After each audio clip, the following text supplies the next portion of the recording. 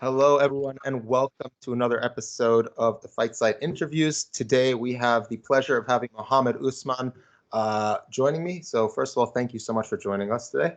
Hey man, thank you for having me, man. Absolutely.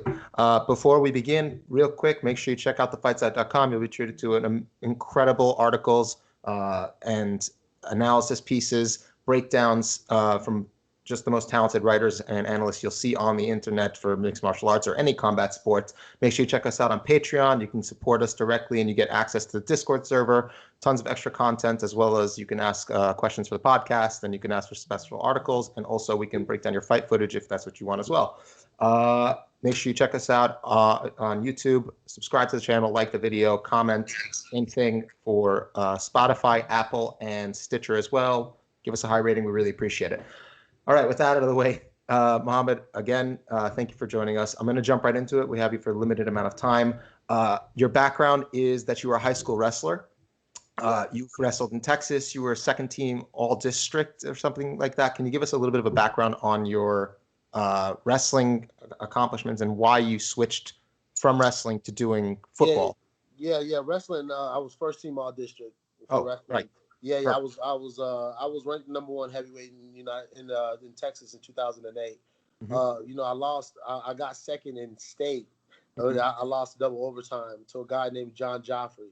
He fought at Katy Cinco Ranch, and it's crazy because you remember those losses. I know the guy's full name, everything. And I lost double overtime by Granby roll. He did a Granby roll, rolled out, and that's how I lost. So I'll never forget it. But yeah, wrestling came very natural to me, man. I loved it. And but football was really, was my ticket. Mm-hmm. It was my ticket to go to college, to go to a high level college, and make something of myself. So I went the football route. That makes perfect sense, honestly, because football gets you, like you said, it's the big ticket. It gets you to a proper college. Not as easy with wrestling. And going from football to MMA, what was that transition going from a combat sport like wrestling, which is also contact, to a contact sport that's not combat related and back to a combat sport? Did you have to like refine that mentality or was it always there for you? That's one thing that made it easy. The transition, Mm-hmm. it was the fact that I had that mentality. Yeah, you don't have to the mentality is always going to be there. It's contact. It's just a different type of contact. Where you got to kind of change up some things and work at work at a lot of more different things. It's techniques, strategies. It's a lot of things go into being an MMA fighter that I had to get used to. So you train with obviously Stephen Wright. Oh, by the way, Stephen, thank you so much for hooking this up. You train with Stephen Wright. I'm assuming you do a lot of your striking with War Room MMA, and also you go up at Rufus Sport. Can you tell us about how you split time? No. Rufus Sport. I did Rufus Sport. My management at the time wanted me to go try it out and see if I liked it. So I did about 2 weeks there, and it was cool. I enjoyed it. They trained hard, but I split my time at Fortis MMA. Down here in Deep Ellum. With Coach Save Saad. And all these guys they have down here.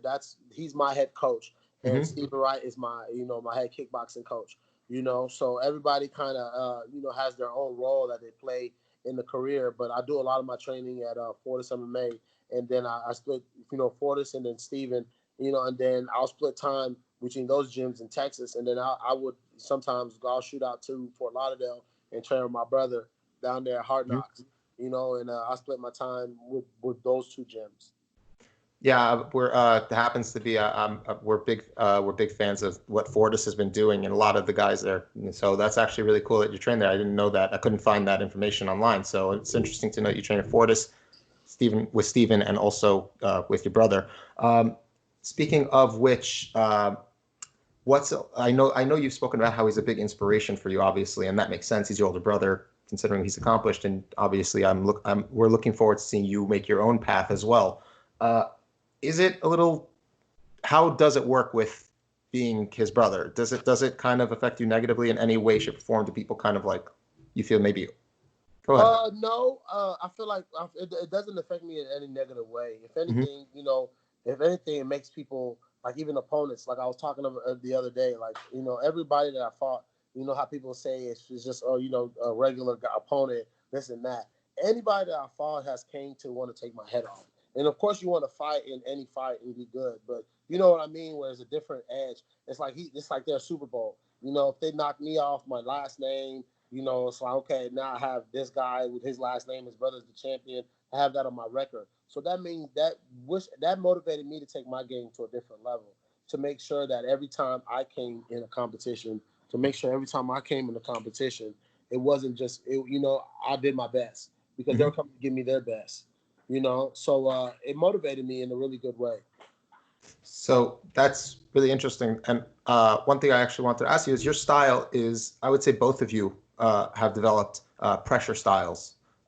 Coming forward, you're constantly aggressive. You're looking to, they're coming to take your head off, but it looks like you're doing the same thing too. You're, I think maybe 4 years pro or something like that. You just I getting your started feet wet. my debut was 2017.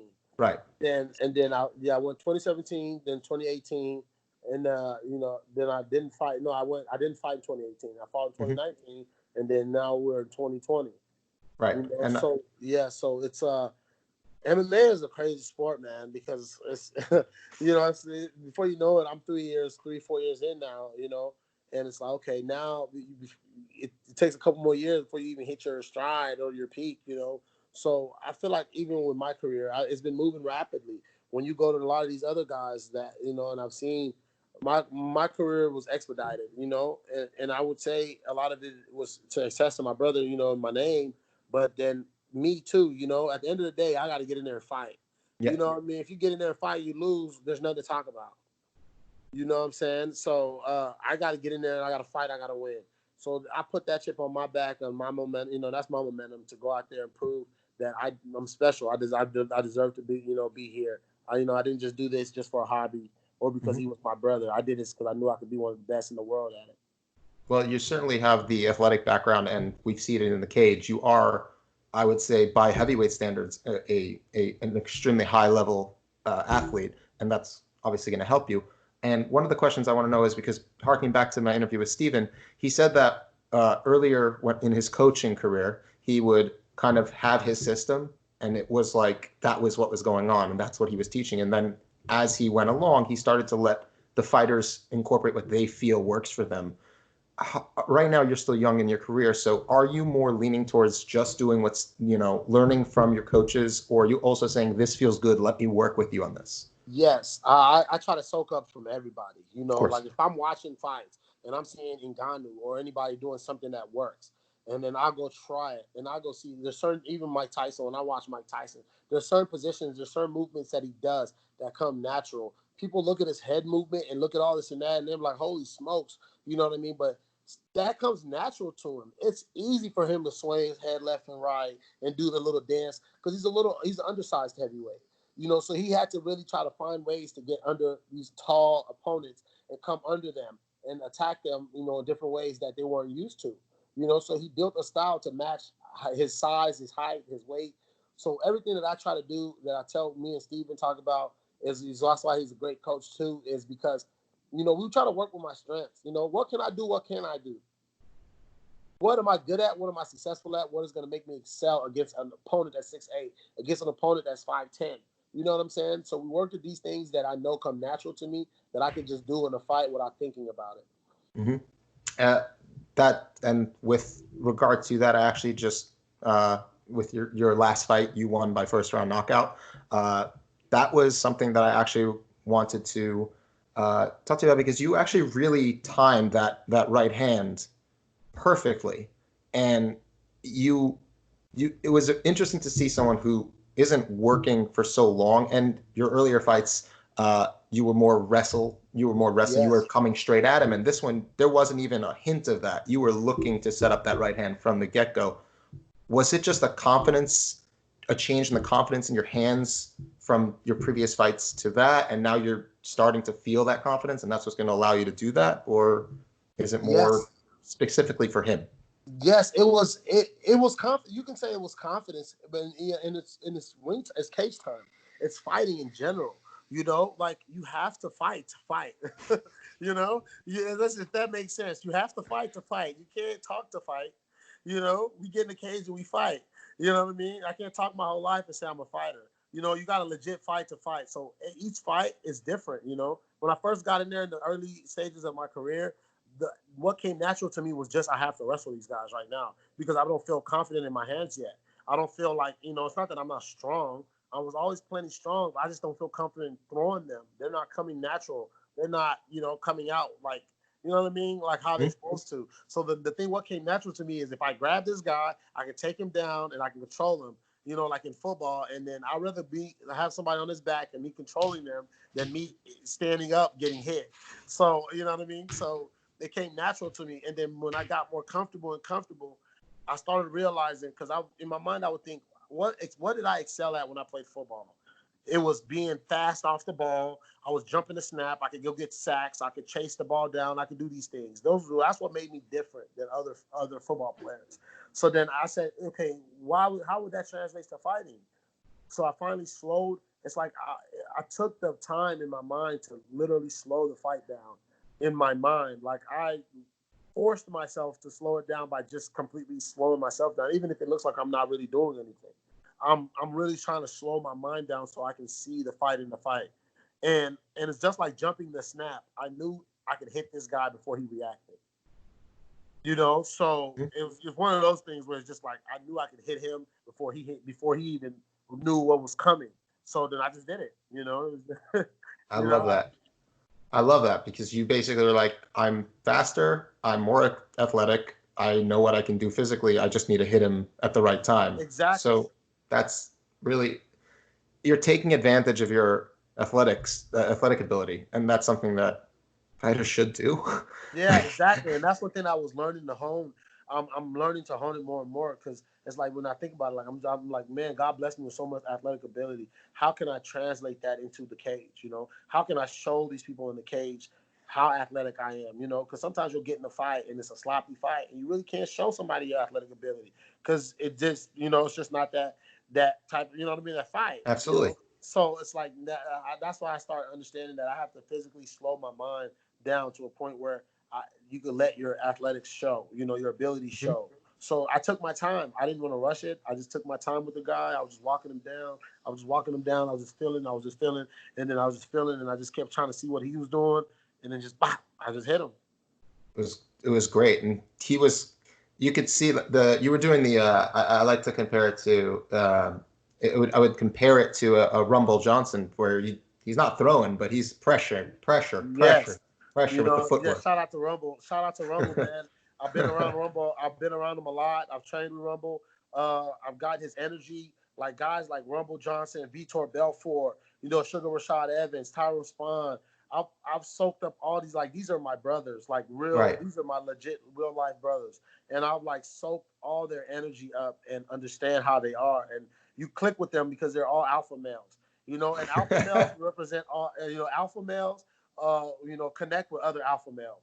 You know, it doesn't matter how old you are. An alpha knows who's an alpha, and you all connect and you all like grow together. You know, and I applaud to those guys because they got me to this level now, which I just feel confident. You know, there's nobody I can't go in there and fight. And it's actually really interesting that you brought up specifically, like, I'm going to use my athletic gifts. They're my God-given talents. I'm going to use them because I actually, we just interviewed Curtis Blades.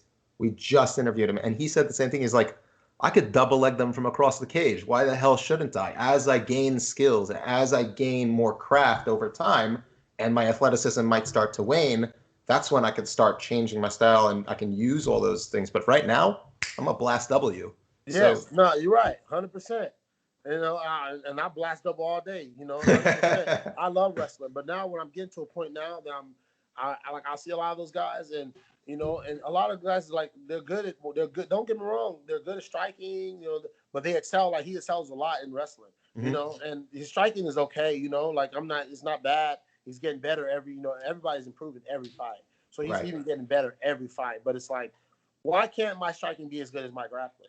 You right. know, that's where in my mind I think about it. That's why like I could have used my athleticism in every fight, which I did. If you really look at, if you go back to the beginning of my career, but I did it in a way where everything was calculated for me.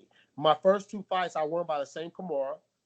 You know, My third fight, I was gonna TKO the guy, and I did because that's what I wanted to do. You know, my He fourth tapped. fight, yeah, the second fight, the guy tapped. Right. The third fight, I TKO'd him. The ref stopped it from punches. My fourth fight, I lost by decision to Dontel Mays. He's currently in the Yep. UFC. I just You watched that know, fight actually. yeah, and I would love to have that fight back because he got me at the early stages of my career. You know, when I didn't know anything, and he beat me by a decision. You know, so it's like it was one of those fights that, he got me at the early stages of my career, and I needed that. I needed that fight because, I was like, somebody has to kill me in the cage for me to lose. So for him to, beat me that way, and stick and move, stick and move, and stick and move, it taught me a valuable lesson, about the fight game. And in my fourth fight, I came in there, I won by decision because I wanted to. My fifth fight, I came back in there again, TKO, because I wanted to. And then my sixth fight, I wanted to knock the guy out, and I did. Yep. And that's exactly what I wanted to do. I didn't want a TKO. I didn't want none of that. I wanted a KO, a one-punch knockout, and that's what I did. So I kind of wanted to achieve all the goals of what you're supposed to do in an MMA fight before I knew I was officially ready for the next level, if that makes sense. Absolutely. And speaking of the next level, you just signed to PFL, if I'm not Yes. mistaken, correct? Yes, So I did. I don't know what their deal is right now. I know they suspended operations at the moment. Hopefully they can book you soon.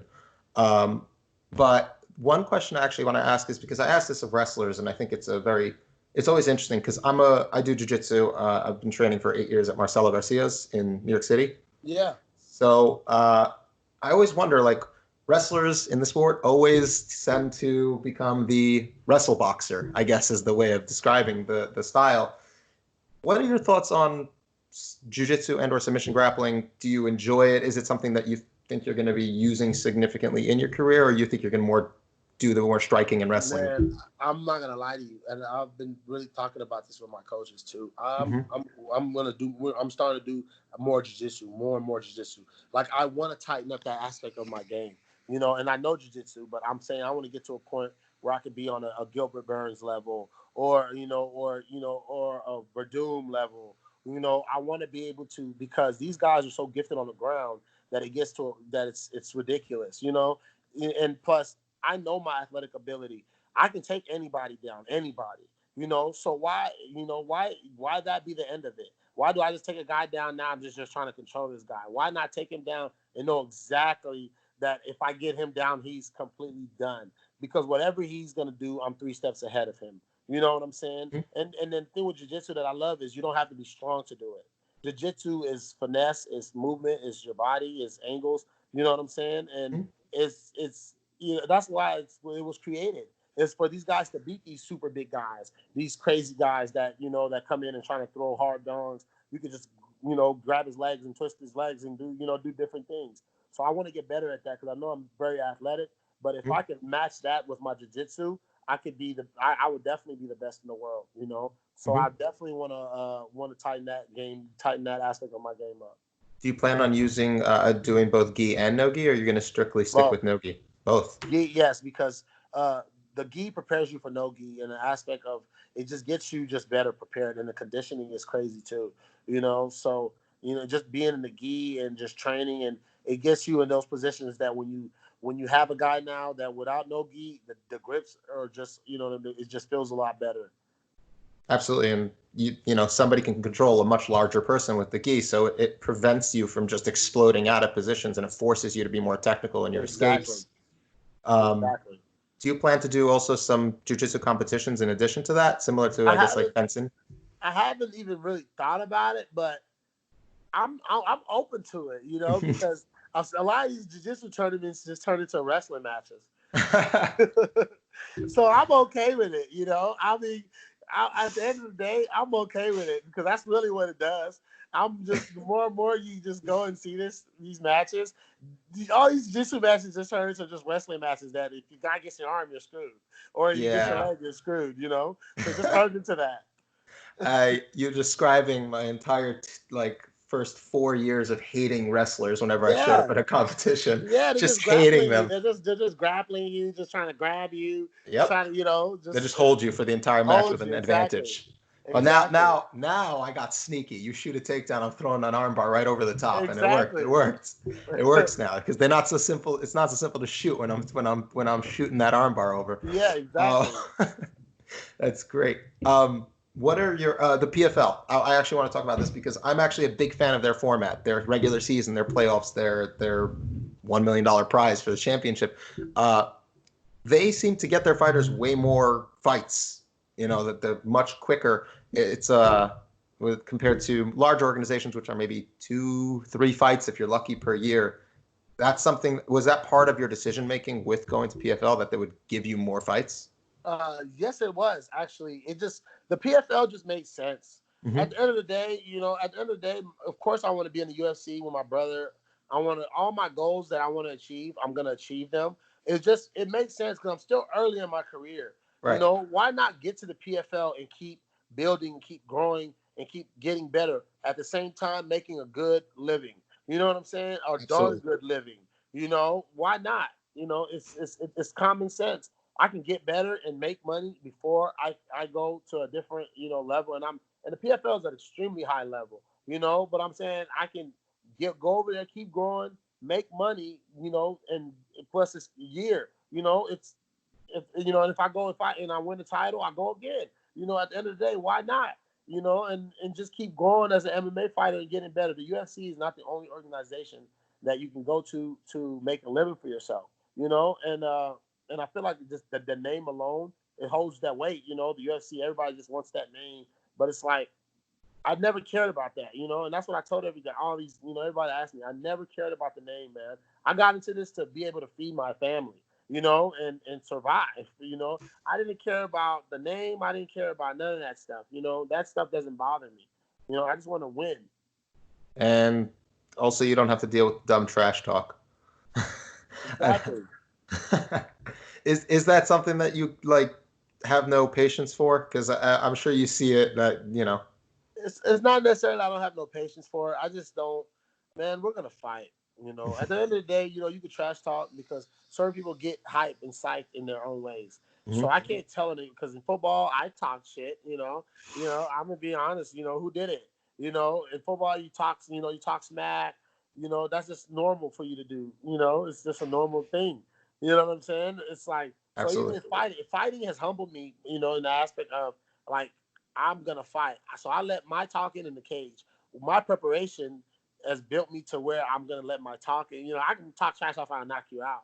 You know what I mean? I'll get it in like, yeah, that's what I did. All my hard work paid off in the cage. So that's for me. That's the reward. I don't need to talk trash.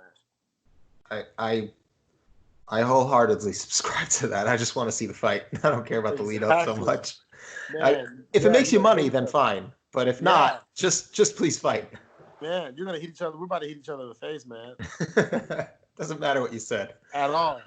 Um, I'm not sure how much time I still have you for, but you brought up how you were doing things in each fight that you wanted to do.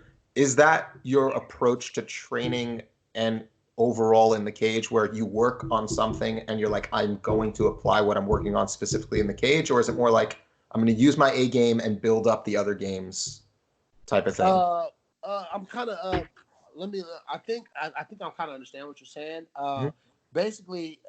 Basically, for me, I work on every aspect of my game. I want to do everything better than you. You know what I mean? Simple as that. I want to get in there and I want to grapple better than you. I want to strike better than you. There's no place in the fight you're going to take it that I'm not better than you at. And that's how my mentality goes into it. Even my strength training, goes into every aspect of me in general as my aura. I want to do everything better than you. That's my competition level. And me and my brothers, we've always been like that.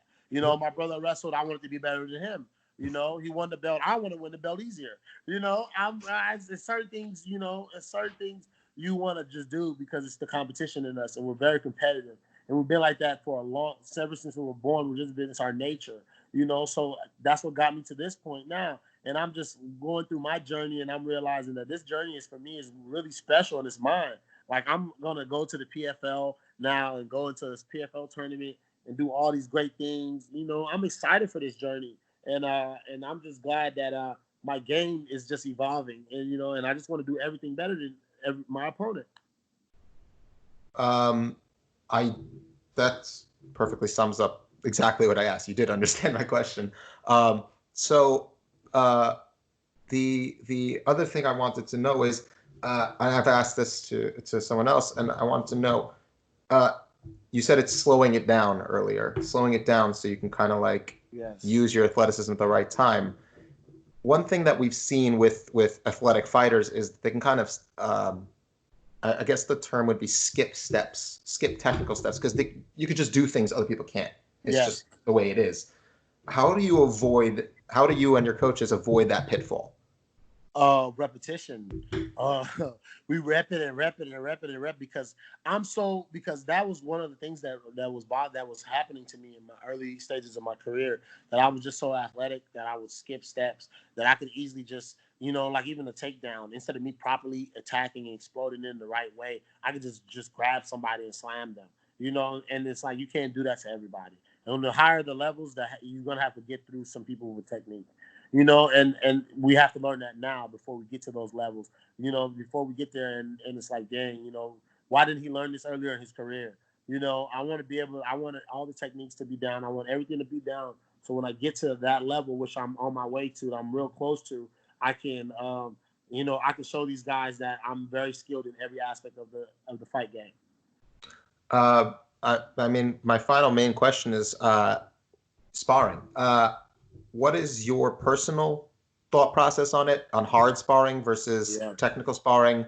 How often do you do it versus the team? Are you kind of in line with them, or you're like, no, this is where I feel comfortable doing?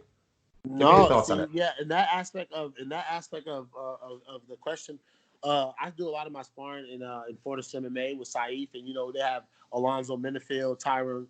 They have we have Span. We have we have a lot of guys. We have Jungle Boy. We have Kennedy. And we have a lot of tall guys, explosive guys. Mm-hmm. So sparring is crazy. And that's the day you go in and everybody's quiet, everybody's ready to go and focus. You know what I mean? It's one of those days. It's like kind of in football where coach is going to be there. And can you imagine a cut day? You don't want to get cut. And Saif is like a general. So like those days, it's like general. It's like the ultimate general you can think of. When he comes in the room, everybody stands up, and salutes. Almost like that type of energy. So when it's sparring day, his energy there, his presence makes sparring day so much harder, because you want to please him. You want to show him. You want to show them that you know what you're doing, you're learning, you're explosive, you're achieving your goals in other aspects of your training, like your strength and conditioning is going well. You want all that to show in your sparring. So, it's almost like you want to impress him, but to a certain extent, you just want to push, and it's just, he makes it an event, and don't get me wrong, every day is sparring day. Tuesdays are the hard days. So Tuesday come around, what Tuesday is going to be. Tuesday's going to be hard sparring day. You better show up on Tuesday. Oh my goodness! You better show up on Tuesday. And when you leave Tuesday, it's the hardest thing. Actually, you brought up just one thing to pull from that. The strength and conditioning you brought up. Where does your strength and conditioning program fit into your actual mixed martial arts training, jiu-jitsu, boxing, whatever it is? How much of it do you do in comparison to that? Is it a daily thing? Is it 3 times a week? Yeah, for me, my strength and conditioning is everything. I let my strength and conditioning take me into everything else, because it's designed around me, So mm-hmm. Every day is not just going heavy weights. Tuesday could be a flexibility day, Wednesday could be a core day, Thursday could be legs day. But I do something, I still kind of keep that football mentality that I go in and do something every day, almost to a certain that kind of like rolls over to the next thing. You know Gotcha. What I mean? It's almost like I try to build a schedule I do something on Monday that I know is going to roll over to me, helping me out on a Tuesday for sparring, or just, so everything is building like a puzzle. So you can constantly building the puzzle up to be the best it can be. Mm-hmm. Is it you who makes most of your strength and conditioning program for yourself, or you have coaches who? Oh, no, I have my strength coach that designs it, but he builds it around our schedule. So once mm-hmm. we know what days of jiu-jitsu, what days of striking, what days of this, he carves. Then we carve out a schedule that best suits that. So it's simplified for us. Last question. If you had to kind of map out what your plan is, assuming things kind of get back to normal, what is your, I guess, next few year plan? Is it just you're only focusing right now on the PFL, and then after that you'll think about the UFC or whatever it might be? Yes, yep. At the end of the day, right now, I'm, just the country opens back up fully. We start back fighting. I go in, I win my fights, win my fights in the PFL, win the belt, win my $1 million, then sit down and reevaluate, and then talk to my coaches and my team, and then see who comes to the table. And then we, all the organizations are going to come to the table, but we're going to see who has, who's, who at the end of the day, who has the best offer. You come to the table, and then you go to the next stage. You go to the next step. Thank you so much. The one thing I want to make sure that people realize is you're in the sport of prize fighting. Anybody who's listening to this needs to know you're in the sport of prize fighting. Your mentality is this is about making money. Exactly, and I completely agree. I don't sugarcoat it, man. I love it. I'm gonna be honest. I love it, man. Since football, it gives me a rush that I want to say I got from football, but this is a different rush. It gives me a rush that it's like no other. I guess I'm an adrenaline junkie. But I think about us. I guess that's what we are as fighters. We're adrenaline junkies.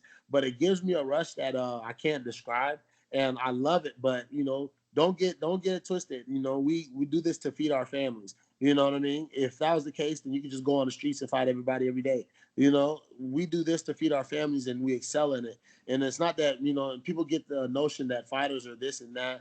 Once I'm done with the cage and leave there, I'm a different person. You know what I mean? I'm just a regular person. I want to go eat chips, watch TV, relax, try to stay on my diet, and go excel at it.